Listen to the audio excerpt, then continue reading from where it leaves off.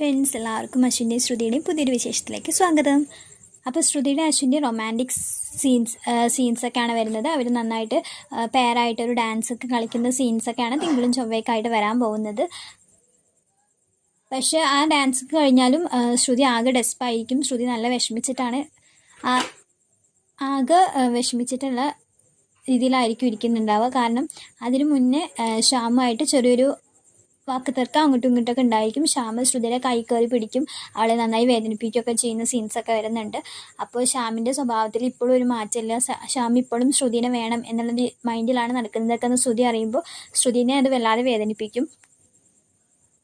കാരണം ഇന്നല്ലെങ്കിൽ നാളെ ശ്രുതിനെ മറന്ന് ശ്യാം അഞ്ജലിയോട് നല്ല രീതിക്ക് പെരുമാറും, അല്ലെങ്കിൽ ആത്മാർത്ഥമായിട്ട് അഞ്ജലിനെ സ്നേഹിക്കുന്നൊക്കെ വിചാരിച്ചിട്ടാണ് ശ്രുതിയും ശ്രുതിയുടെ വീട്ടുകാരും ഇരുന്നുണ്ടായിരുന്നത്. പക്ഷെ ശ്യാമിൻ്റെ സ്വഭാവത്തിൽ ഇതുവരെ ഒരു മാറ്റമില്ല. ശ്യാം എങ്ങനെയും അഞ്ജലിയെ ഇല്ലാണ്ടാക്കിയിട്ട് ശ്രുതിയുടെ കൂടെ ജീവിക്കണം എന്ന് വിചാരിച്ച് നടക്കുന്ന ഒരാളാണെന്നൊക്കെ ശ്രുതി അപ്പോഴാണ് പൂർണ്ണമായിട്ട് മനസ്സിലാക്കുന്നത്. അത് ശ്രുതിനെ വല്ലാണ്ട് വിഷമിപ്പിക്കുകയൊക്കെയാണ് ചെയ്യുന്നത്. അപ്പോൾ ഇതാലോചിച്ചിട്ട് ശ്രുതി നടക്കുന്ന സീൻസൊക്കെ കാണിക്കുന്നുണ്ട്.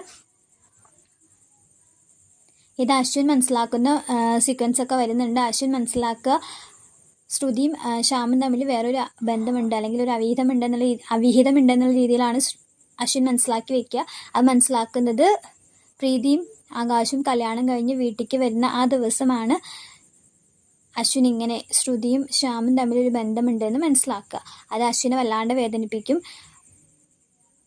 ശ്യാമിന് എന്നിട്ട് അശ്വിനൊരു വാണിംഗ് ഒക്കെ കൊടുക്കും, ഇനി ഇത് ആവർത്തിക്കരുതെന്ന് പറഞ്ഞിട്ടൊരു വാണിംഗ് ഒക്കെ കൊടുക്കും. ശ്യാമിനെ ഒഴിവാക്കാൻ പറ്റില്ല, കാരണം അഞ്ജലി ആ സമയത്ത് പ്രഗ്നൻ്റ് ആയിരിക്കും. അതുകൊണ്ട് ശ്യാമിനെ ഒഴിവാക്കാൻ അശ്വിന് തീരെ പറ്റില്ല. ശ്യാമിൻ്റെ ഒരു വാണിംഗ് കൊടുക്കാനേ അശ്വിന് പറ്റുന്നുണ്ടാവുള്ളൂ. പക്ഷെ ശ്യാം അതൊന്നും കേട്ട ഭാവം നടിക്കില്ല. ഓരോ ചെവി കൂടെ കേട്ട് മറ്റൊരു ചെവി കൂടെ വരുന്ന പോലെ ശ്യാം അതൊന്നും കെയർ ചെയ്യില്ല. ശ്യാം പിന്നെയും ശ്രുതിനെ കാണാനും സംസാരിക്കാനൊക്കെ ശ്രമിക്കുമ്പോഴാണ് അശ്വിൻ ആ തീരുമാനം എടുക്കുക. അശ്വിൻ ശ്രുതിനെ കല്യാണം കഴിക്കാൻ തീരുമാനിക്കുകയും കല്യാണം കഴിക്കുകയും ചെയ്യുകയാണ്. എന്നിട്ടാണ് ശ്യാമിനോട് പറയുന്നത്, ശ്രുതി എൻ്റെ പെണ്ണാണ്, ശ്രുതി എൻ്റെ ഭാര്യയാണ്. ഇപ്പോൾ ഇനി മേലാൽ ശ്രുതിയോട് നീ സംസാരിക്കാനോ ശ്രുതിനെ കാണാനോ നീ ശ്രമിക്കരുതെന്ന് താക്കീത് കൊടുക്കുകയാണ് ചെയ്യുക. അത് ശ്രുതിനെ അശ്വിൻ കല്യാണം കഴിക്കുന്നത് ശ്യാമിന് വലിയൊരു തിരിച്ചടിയായിരിക്കും. ഇനി എന്ത് ചെയ്യണമെന്ന് ശ്യാമിൻ്റെ മുന്നിലൊരു വഴി ഉണ്ടാവില്ല. ശ്യാം പിന്നെ ഒരു ക്രിമിനൽ മൈൻഡായിട്ട് മാറുകയാണ് ചെയ്യുക. കൂടുതൽ അങ്ങനത്തെ പ്രവർത്തികൾ ചെയ്യാൻ തുടങ്ങുകയാണ് ചെയ്യുക. വരാൻ പോകുന്നത് നല്ല ഇൻട്രസ്റ്റിംഗ് ആയിട്ടുള്ള എപ്പിസോഡ്സാണ്. ശ്രുതിയുടെയും അശ്വിൻ്റെയും റൊമാൻറ്റിക് ഡാൻസും അത് കഴിഞ്ഞിട്ടുള്ള ശ്രുതിയുടെയും അശ്വിൻ്റെയും വിവാഹ ജീവിതങ്ങളുമാണ് ഇനി നമുക്ക് കാണാൻ പോകുന്ന എപ്പിസോഡ്സൊക്കെ ഉള്ളത്. അപ്പോൾ വീഡിയോ ഇഷ്ടമായ എല്ലാവരും ഒന്ന് ലൈക്ക് ചെയ്യണം, സബ്സ്ക്രൈബ് ചെയ്യണം. താങ്ക്